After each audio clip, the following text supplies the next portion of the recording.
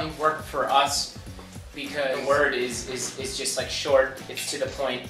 We have so much going on with our music and our live show, and it's so emotional, so intense, that we've made a really big effort. Like, if this is all that craziness, then everything around it has to be really easy to understand, because this is so complicated. So whether it's the album artwork, you know, or the band name, or all the imagery of everything, like, we're not gonna blow it all there, because there's too much. That's just got to be a really simple, like, you know, path to the center of the circle. And so Fun was perfect for that, because it's like, it's short and it's kind of like, it's easy to say, it's easy to remember, but like, especially with the period and all the lowercase, like, it doesn't mean fun, it doesn't mean fun or anything weird. It's just like, it just sort of exists in this ominous way. You can't put your finger on what it means, just like our record cover. And so it just confuses you enough to just want to get to the next step, which is the only thing that matters, which is the record and the live show. Okay. So that's really the deepest meaning, and there's a whole dumbass story about how it actually happened, but you guys are better than that, so you get the deep meaning. Yeah, I think that there's there's a lot of very audible differences in the albums. I think the last album was a little more of us kind of just getting used to each other, getting used to the songwriting process, and a lot of us trying to, I think, impress one another. So when people bring up the like Queen type of influence, I always feel like they listen to our last album, because that was really like us just going over the top and throwing on so many different layers of strings and vocal harmonies and all kinds of different stuff like that. And I think that for this album there was an emphasis on being able to strip all of that back, and for the three of us it was no longer about impressing one another. It was that we all understood each other, and it wasn't an individual thing. It became a cohesive kind of unit, and I think that that reflects itself within the songs, because they're a lot more, I think, put together, and there's an emphasis in the early stages to kind of think about old, like, classic songs, like an Elton John song or something, and kind of catapult it into the future with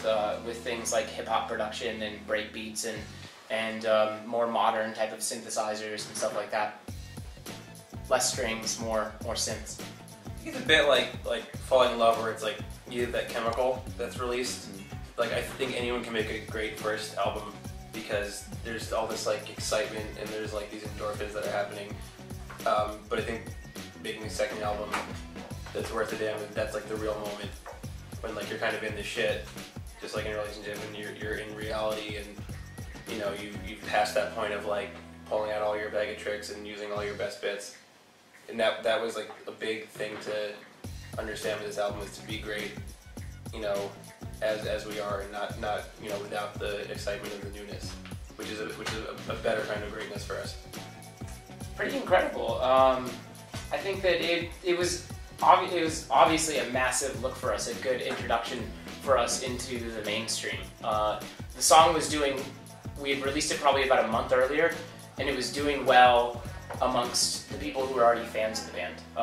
But most of, well, I guess the world hadn't really heard us at that point, and so Glee was our first big look as far as the mainstream was concerned. And I think one of the unique things about that is the fact that Glee doesn't necessarily do that. We were the first band that didn't have like a hit, quote-unquote hit song that they covered, and I think that's a testament to them. That further proves why it's such a progressive and wonderful show, for them to say, you know what, like, people might not know this song, but after we're finished with it, they're going to start to know it. And that was really an amazing feeling. I think back in the day, it used to be hard for us to go to Europe. I mean, it used to be hard for us to tour in the United States.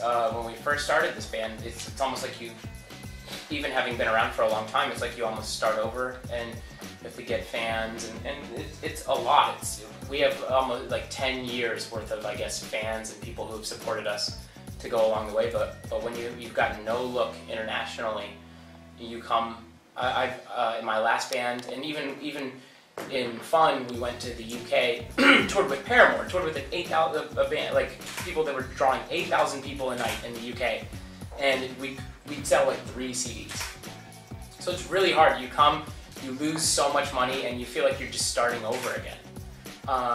And unfortunately for us, that makes it just makes it really hard because you can't even afford to come to Europe. So for this to be happening is just like, is unbelievable, and it makes the world feel like a smaller place, and it like, now we want nothing more than to, you know, it's not just about how we're perceived in the United States, it's not just about the tours in the United States, it's really become this thing where nothing is off limits. Like you point anywhere on a map and there's the possibility that we can go there and that we can actually like have people supporting us and we can show people what we're all about.